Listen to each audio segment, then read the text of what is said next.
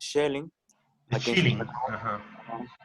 Schopenhauer leyó intensamente, como también a Fichte. En sus años de estudiante en Berlín, a pesar de haberse pasado a la facultad de filosofía, él también se matriculó en el curso de filosofía y de historia y asistió también a numerosos clases de ciencias naturales, ya que él decía que estos conocimientos ampliaban su formación filosófica.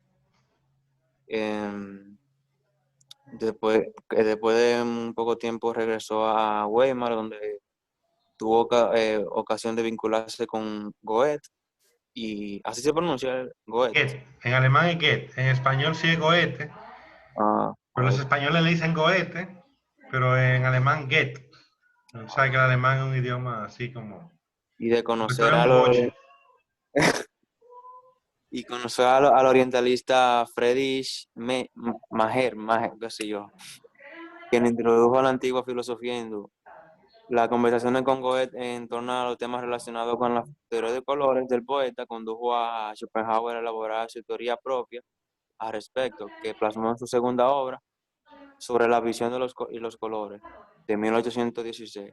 Y uno de los principales estudios de la pintura, del romanticismo, que luego devino en todo el movimiento de pintura moderna. Eso de la Schopenhauer, de pintura. los filósofos, es uno de los que tiene más influencia en la estética. Una influencia que hoy es insospechada, porque la gente no lo lee a Schopenhauer, pero él escribió de música, de teatro, de pintura. Había de todo.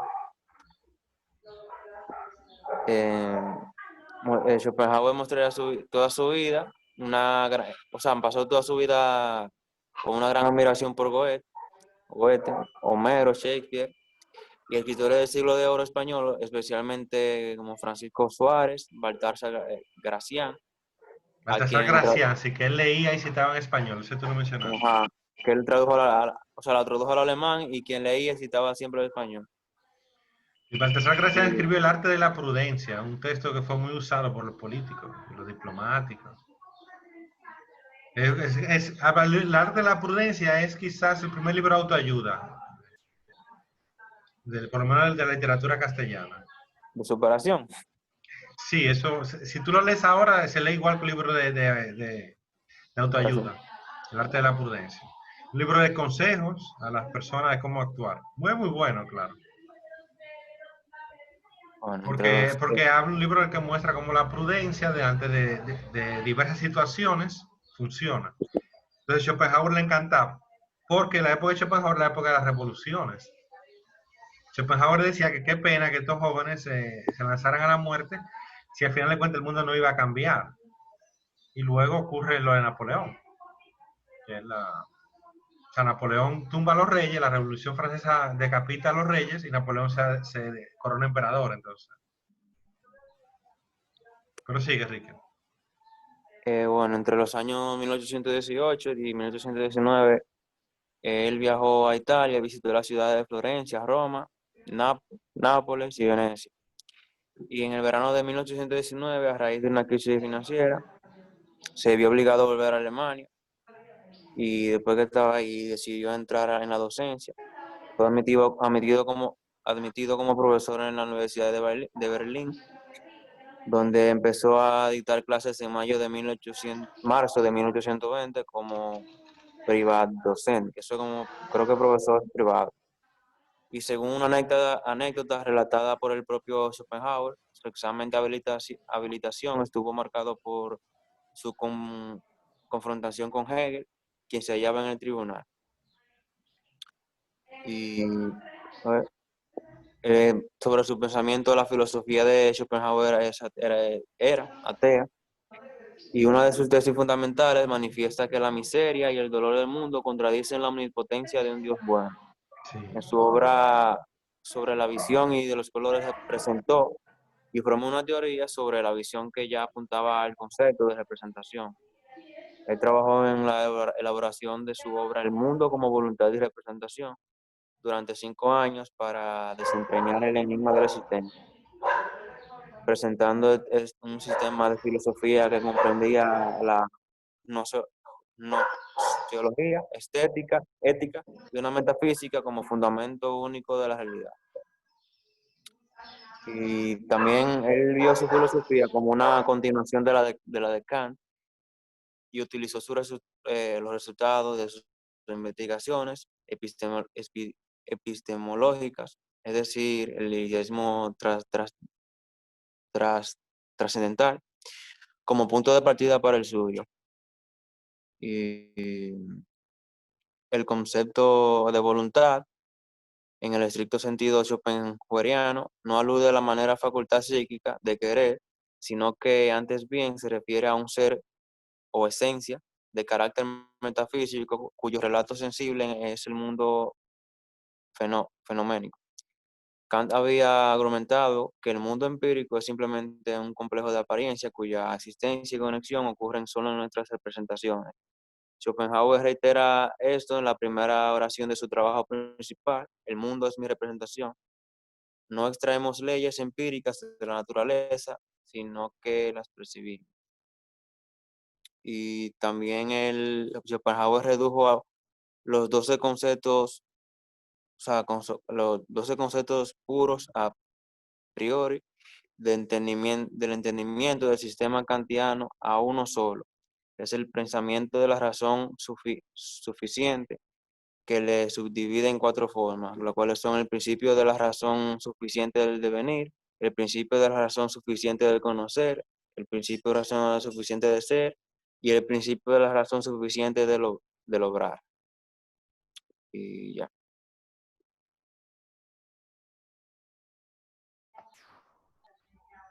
Sí, Schopenhauer es un... Pero yo creo que con Schopenhauer nos abre un poquito de qué va la cosa. Sí, Por porque es el ejemplo, primero que mencionan ahí sí, sí, claro. Porque entonces, ahora, una pregunta para ustedes, por 5, no, es más, por 10 puntos, es más, por 15. ¿De qué trata, si se lo va a Yo poner Lucía, que no está aquí, de de qué ninguna. trata de la las del alegorías a las novelas? De Jorge Luis Borges, el texto del cual hemos sacado esta hora y media de explicaciones. Yo creo que andaron muy buenas todas, algunas por supuesto mejores que otras, pero sí, ninguna andaron malas, hemos tenido una visión de quiénes eran estas personas que Borges menciona, y en algunos casos incluso como Mauricio me puse a descubrir por qué lo menciona, porque yo en realidad no sabía que hacía Francesco.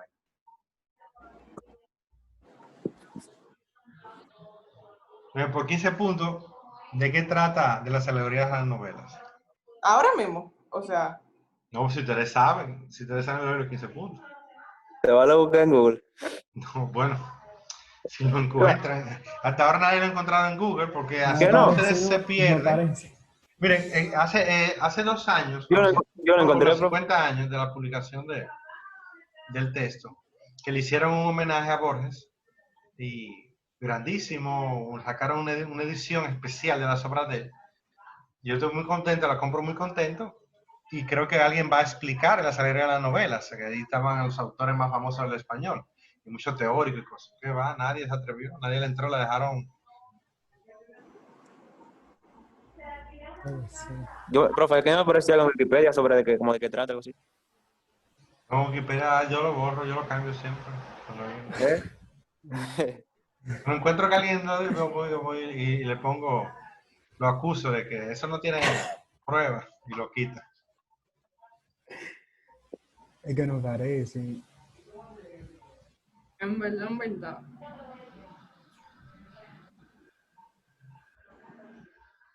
Pues, pero 15 puntos son 15 puntos. Bueno, profe, yo voy a especular. Sí, sí, Quedan está así bien. ahí. Bueno, yo lo he leído varias veces el texto porque es complejo. Y entonces, la única conclusión a la que puedo llegar es que hay un párrafo en específico donde dicen que uno de los opositores a la alegoría dice que tú puedes escribir un bosque con infinitas tonalidades y de 1 millón de formas y no es necesario usar alegorías. Y entonces yo puedo inferir que el texto habla si es útil o si vale la pena usar alegorías que, como dice Platón, vienen del mundo de las ideas, porque alegoría es la representación de un símbolo por medio de las palabras. Eso es por lo que yo entiendo por alegoría. en internet aparece como ejemplo más común la justicia, como la mujer con una venda y una balanza y una espada. Y ese podría ser el significado del texto. Es como un pequeño ensayo sobre eso.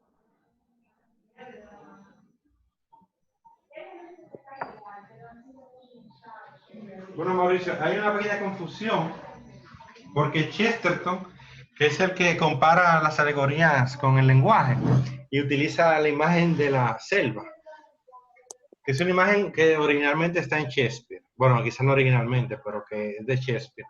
Él lo hace apoyando las alegorías. No contradiciendo. Le ocurre parecido, como decía Ashley, que Aristóteles. No sé, ¿qué fue que tú mencionaste, Ashley, que no era nominalista? Ah, sí, sí, claro. Eso sí está claro. Entonces, están los realistas, por un lado, que son, en términos que hoy utilizamos, porque ya nadie dice realistas. Bueno, vamos a definirse, porque algunos lo mencionó, los nominalistas.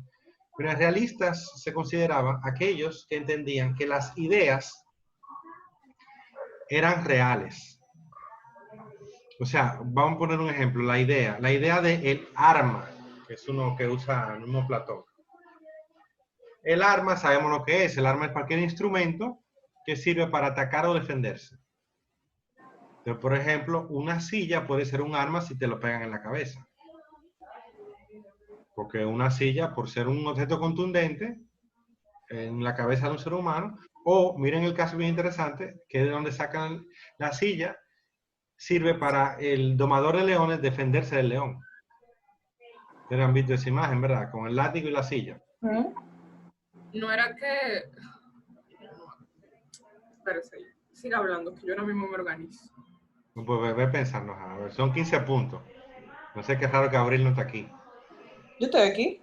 Ah, porque es raro que tú estés sin cámara. Yo pensé que te lo había pagado porque te había ido. Ah, no hice. Pero es como Brian, que son valientes, que se muestran. Yo estoy fundiendo ahora mismo, yo estoy fundiendo. Yo lo hago. Lo realista es eso, la realidad, que las ideas son reales. Yo le pongo el ejemplo del arma, pero ese no es el tema en discusión, por supuesto. Es otro el tema en discusión, que lo que sucede es que ustedes no han captado, él lo dice en el texto, Borges, él dice, hoy nadie es nominalista porque no hay nadie que no lo sea. Entonces eso es lo que nos pasa a nosotros ya, para nuestra cultura occidental, pero muy curioso porque en Oriente ha ocurrido algo muy similar, principalmente en China, que es la cultura oriental más grande, las otras aún no tanto. China, Corea del Norte, todavía en Corea del Sur no ha pasado, en la India no ha pasado, en Japón está pasando. Todo el mundo, en consideración, las Naciones Unidas son nominalistas, la Unión Europea es nominalista, la mitad del gobierno norteamericano es nominalista, gran parte del gobierno electo es nominalista, el gobierno que teníamos pasado es nominalista, entonces es como normal.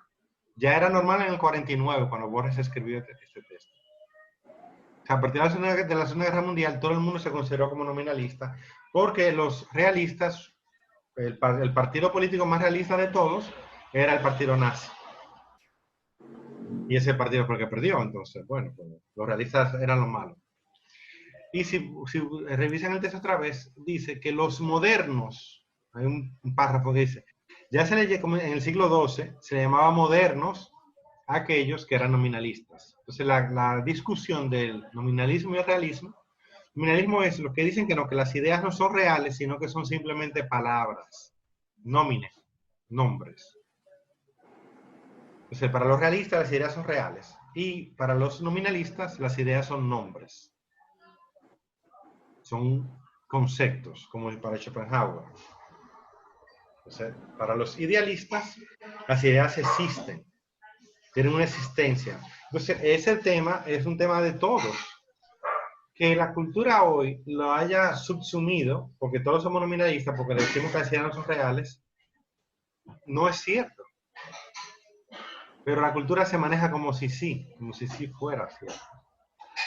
Pero ¿cuáles son esas ideas que son reales? A ver, ese por 5 puntos. La que repercute en el mundo real. Estas ideas que los realistas consideraban que eran reales, ¿cuáles serían? Yo le puse el ejemplo del arma, pero que el arma es real, porque una silla puede ser un arma o no, pero si yo te la pego en la cabeza, te estoy La hiriendo. va a matar, claro. O si la uso con león para defenderme, entonces es un arma en la silla. Yo creo que conceptos así como, por ejemplo, lo que es legal y no es legal, porque esos son más o Claro, menos en como Locke, en Locke está ese tema, que fue que tú que fue, estudiaste. que fue el que me Sí. tocó. En Locke está ese tema ya, pero para Locke es bien curioso el caso de Locke, porque Locke no es un nominalista, en realidad. Aunque él es fundador del empirismo y del liberalismo, pero él en su casa no. En su casa él era realista. Tienen que, son las cosas que las curiosidades de la vida. También cosas como, por ejemplo, la idea de el valor que tiene el dinero, ese tipo de cosas. Bueno, en Adam Smith, que yo puse John, pues, escúcheme, en Adam Smith, sí, en Adam Smith, él toma los conceptos de Locke en la riqueza de las naciones y dice, pero lo que pasa con Adam Smith es que Adam Smith es realista también. Entonces, Pero lo que dice, él dice, el Adam Smith, al igual que Locke, entran, que luego Schopenhauer es que lo teoriza bien, la idea de la representación. O sea, hay cosas que representan ideas y al representar esas ideas se convierten en reales. Pero las ideas que están detrás de ellos no son reales. Eso es lo que dice Schopenhauer. Como el dinero. O la riqueza, que sería en términos contemporáneos el Producto Interno Bruto, el PIB. Eso no es real, pero eso representa una realidad que es la suma de la producción de lo que hay, el dinero que hay circulando. Eso, espera, por ahí ya yo como que estoy agarrando. Eso es. ¿cuál fue la Sí, pregunta? es que es difícil. ¿Qué ideas son No, reales? pero, Hoy, profe. nosotros tenemos 60 años viviendo un mundo en que ya no existe ese debate, pero cada persona tiene ese debate en su interior. Okay. Sí, Entonces, el mundo, la civilización ya lo superó el debate, dicen ellos. exacto. Tiene una ilusión. Brian se cambió el nombre y eso. No, Sí, que de verdad. pero eso ese es el asunto. Profe, No, pero ya como el profesor hizo mención del Producto Interno Bruto, ya yo me, como que, qué sé yo, lo familiaricé con algo de que, ok, lo tenemos aquí, pero independientemente de, es como que se refleja en la realidad. Eso. No, eso dicen los seguidores de Locke, que es real, pero es un nombre, o sea, es real lo que representa. Sirve como una, y entonces de eso que está hablando el texto, de decir los idiomas o el lenguaje permite accesar a la realidad o simplemente nos da una ilusión de que estamos accesando a la realidad. Es algo en nuestra mente, es una ficción. Entonces, el caso, en el arte no es así, por eso hay que ver en Aristóteles. Está la música. ¿La música es real o no? Bueno, el texto, la partitura de la novena sinfonía es real, es un objeto físico que pesa, que ocupa un lugar en el espacio y está en un momento en el tiempo. No existía hasta que no se copió y sigue existiendo. Pero la música cuando se toca, nada más es real, solo es real cuando se toca. Y tiene que grabar y reproducirla. ¿Entiendes? Entre la partitura de Beethoven, eso vimos lo que es el sentido, y la realidad de la música, hay una distancia que tiene que pasar por una orquesta sinfónica o por un artefacto que la grabara y la reproduzca. Entonces tú tienes que conectarle la corriente, tienes que agregar energía a eso. El músico tiene que saberse la partitura para tocarla. Entonces tú puedes debatir si está bien interpretado o no, porque te gusta más la que interpretaron en Alemania que la que interpretan en Rusia. Bueno, entonces, ¿entiendes? Ven que más que complejo. Y Borges lo lleva a 7 páginas ese debate. Esa es la genialidad de... Profe, me toca aunque sea 2.5 puntos, ¿verdad? No, la de 5 puntos, yo a mí se me olvidó cuál era la que vale 5 puntos. La de ideas que son reales, aunque sea Ajá. 2.5, dime. Yo me No, conformo. porque tú no has dicho nada la primera. ¿No? Hey, profesor, yo tengo la de Romeo y Julieta. Sí, no, por eso están allí, eso están así. ¿Qué fue, profe? ¿Que yo qué? No, que nos faltan esas ideas. ¿Cuáles son esas ideas que los realistas consideran reales? A mí me da cosa de verdad, porque es eso, es que el mundo superó supuestamente el Ese debate. debate. Pero cada persona, cada individuo Ajá. con el que yo converso, tiene el debate interno. Entonces, ¿cómo el mundo puede decir que lo hemos superado si un problema real para cada quien? Eh, entonces, eso viene siendo como la idea que tiene Aristóteles, que han tenido cada uno sobre la belleza, que cada Con uno tiene Aristóteles tú lo explicaste. Cuando tú explicaste a sí, Aristóteles, porque Aristóteles que toma la clase con 20 años, duró él estudiando, era 20 años para graduarse, él toma la clase, a Aristóteles le explican lo de Ra y del viaje al dinero, todo eso, y él sale convencido de que no, de que eso no es así, de que las ideas no son reales, No, de que las ideas son representaciones, son una y por eso le ficción. dice que son nombres, por eso es el padre del nominalista. Y tú lo explicaste, Juana, pero no te entendieron. ok. Y Ricky lo explica, pero tampoco ni él lo entendía. Yo, Mira, Entonces, profesor, la que vale 5 puntos es cuáles son esas ideas que ajá. los realistas consideraban reales. los realistas. Sí. Porque para los otros son nombres solamente, que representan cosas pero no son reales. Al principio usted dijo cuáles ideas son reales. Usted la cambió ahora. Sí, claro, pero es exacto, pero es lo mismo. Ellos consideran reales las ideas, sí. Pero si tú me lo dices, es igual. Son las mismas ideas. Para algunas personas son reales, para otras no. Entonces, aquí tengo el texto, miren. Estoy buscando a los... Yo con lente no leo porque así. Ajá. Los realistas son Parménides, Platón, Spinoza, Kant, Bradley. Y los nominalistas son Heráclito, Aristóteles, Locke, Hume, William James. Y él sigue dando nombres y ustedes buscaron nombres que...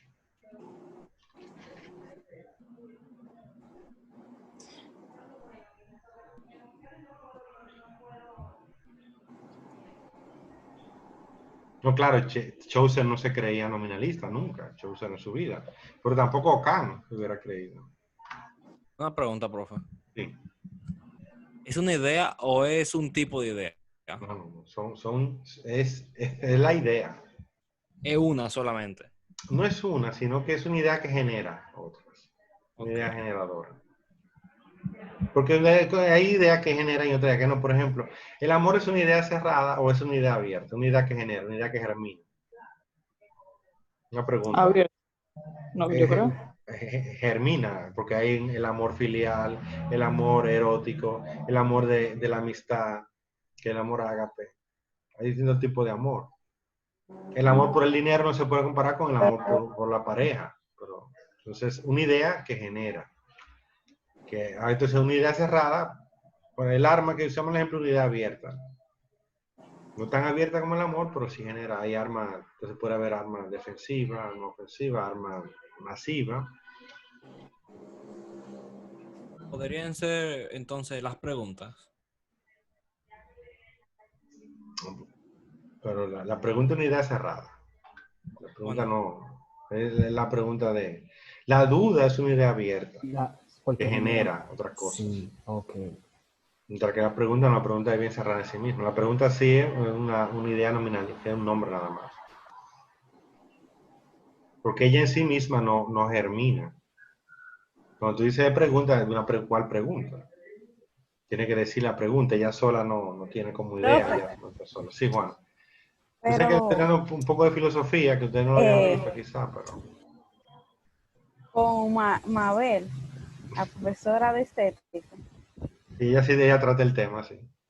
ella nos dio también que como que para Platón todas las creaciones artísticas son conjeturas. Sí, claro. Para en Platón, la doctrina de Platón es el idealismo dualista racionalista. Considera que en el mundo real, en el mundo superior, no este mundo, en el mundo de las ideas, los artistas accesan por medio de la inspiración y ven verdades de ese mundo. Entonces nos traen a nosotros en este mundo falso, el mundo sensible, nos traen esas imágenes que ellos lograron apreciar. Di que No son conjeturas, es como di que como la imagen, la parábola sí, de los ciegos y el elefante, que cada ciego dio una representación del elefante que era cierta, pero no Ajá. daba la imagen del elefante. Entonces eso es lo que hace el artista. Él recibe las ideas del mundo real y nos cuenta algo de ese mundo. Pero, de que su carácter imitativo las aleja de la realidad de las formas. claro.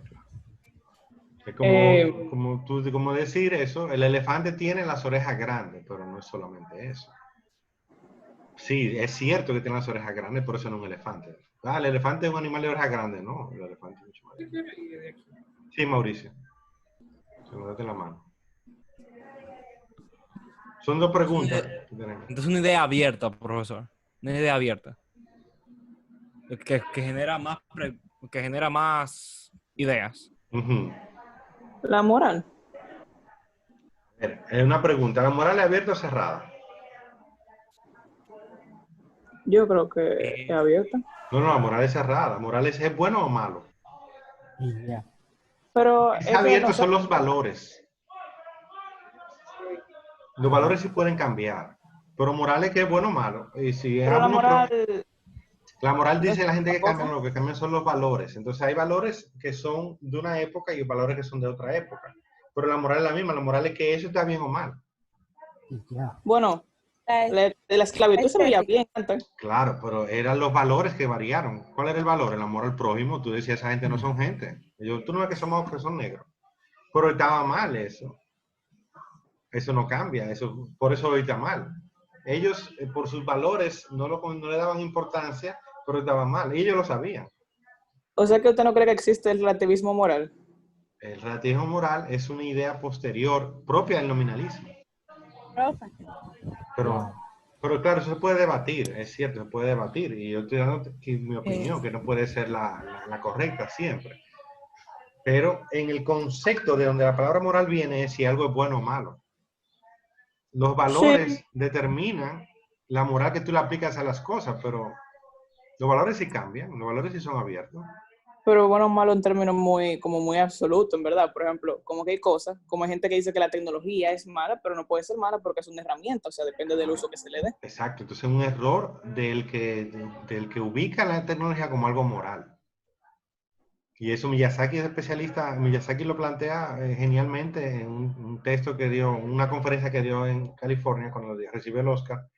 Él dice eso, él dice, cuando habla de que yo no puedo hacer un villano, dice. Porque hacer un villano significaría que yo voy a hacer un personaje, o para él, que no sirva para nada, y él no me interesa en esos personajes. Yo voy a hacer personas complejas.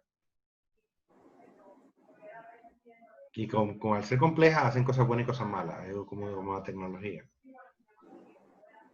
bueno, Es profe, el pero debate nuestro, por ejemplo, es la bomba atómica. ¿Sirve para algo? Pero fíjate que ahí vamos. El problema no es la bomba atómica, ¿no? ¿Cómo se usa? El problema es la bomba.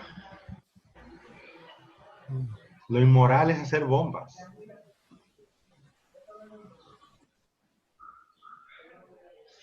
Armas que destruyan a todo el mundo. Las armas anteriormente eran para destruir solamente a tu combatiente. Una bomba destruye lo que sea, hasta ti mismo. Entonces todas las bombas son inmorales. Que nuestros valores como sociedad la permiten las bombas, es lo que ha cambiado, pero la bomba te puede destruir a ti. Entonces tú vas a hacer algo que te destruye a ti. Es inmoral. O sea, depende, porque también se usan bombas, por ejemplo, para hacer construcciones. Pero eso lo usan porque ya tienen la bomba, tienen que buscar algo para usarlo. Pero antes las pirámides se construyeron sin bomba y las catedrales. No, pero para romper piedra y para hacer cosas, sí. Y no rompieron la piedra de la pirámide. O, Pero es que, bueno, o si sea, fueron los extraterrestres, no, pero yo creo que no. Yo creo que fueron los o egipcios. sea, la bomba no, Yo o sé sea, lo no que creo tú que las dices. bombas sean inherentemente malas, porque son cosas, o sea, depende del uso que nosotros le demos. Claro, para los valores nominalistas no existe nada inherentemente malo, ni bueno. Por eso eso es lo que vivimos, el mundo nominalista. Pero para los realistas,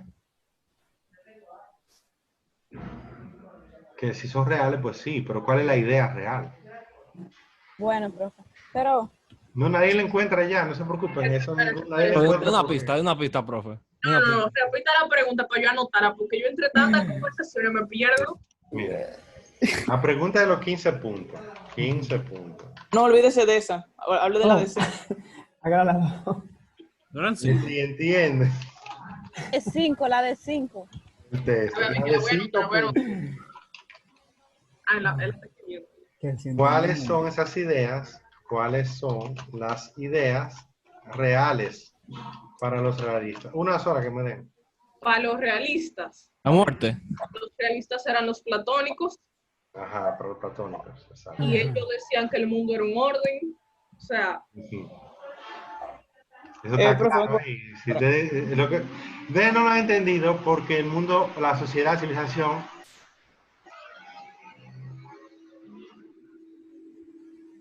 cree la ficción de que se ha concluido ese debate. Pero es una ficción la conclusión de ese debate. Bueno, pero Platón tiene muchas ideas. Porque, Sí, pero hay una idea.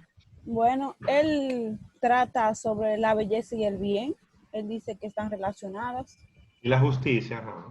Él dice que los filósofos tienen la virtud de sabiduría y la belleza en sí. Los guerreros tienen la valentía, la virtud en la valentía y la belleza en el alma. Y que los artesanos tienen la virtud de sensatez y la belleza que el cuerpo, del cuerpo.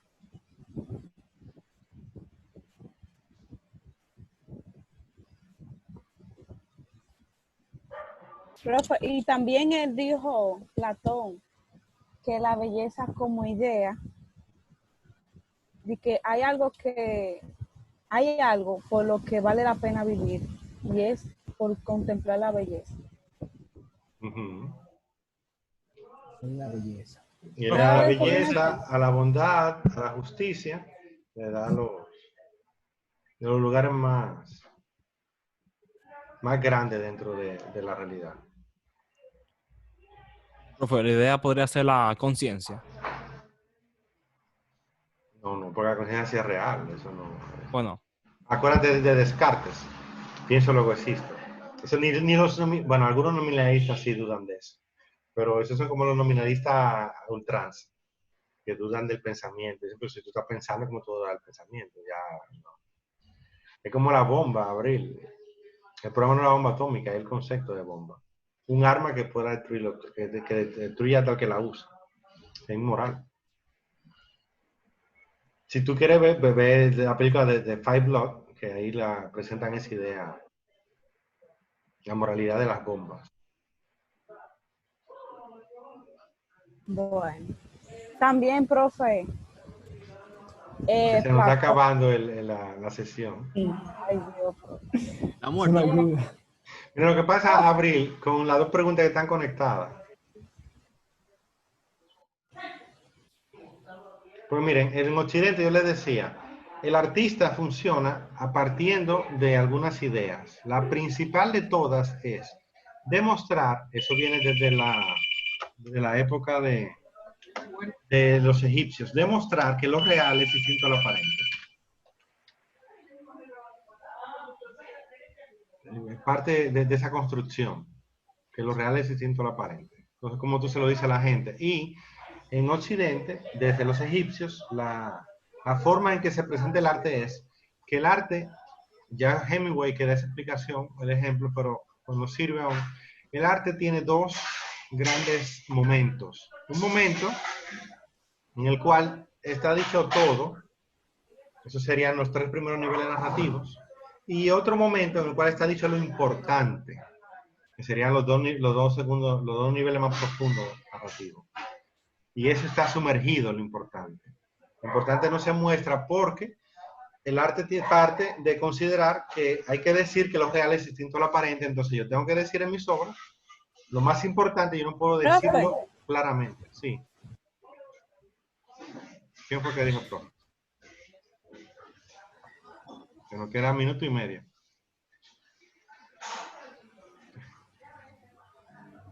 Y no pude poner la tarea, la voy a poner por el grupo. Bueno, profe. Profe, Juana, ¿te esperamos? escucha, Sí. que Platón tiene una idea sobre el arte. Él dice que el arte no aporta conocimiento, pues la imitación no es el camino apropiado hacia la verdad. Él está explicando, pero yo di esa Y, conclusión. y la mimesis, La bueno, mímesis, la la mimesis, imitación. sí, copia pasiva y fidedigna del mundo. Ya nos queda un minuto. Profe, si no está, dígala. Que Los realistas dicen, y esa es gran parte del pensamiento occidental, y hoy nadie la acepta supuestamente, ni las Naciones Unidas, ni la Unión Europea, ni esta ni aquella. Los realistas dicen que la idea de Dios es cierta, que Dios existe, que lo sobrenatural existe. Entonces, el debate que está planteando Borges en este texto es las dos visiones del mundo. La visión del mundo creyente, la visión del mundo atea. Pero ustedes lo dijeron, Croce era ateo, y Aristóteles era ateo, y Schopenhauer era ateo, esos son los nominalistas. Entonces, los idealistas, ¿quiénes eran? Porque no eran ateos.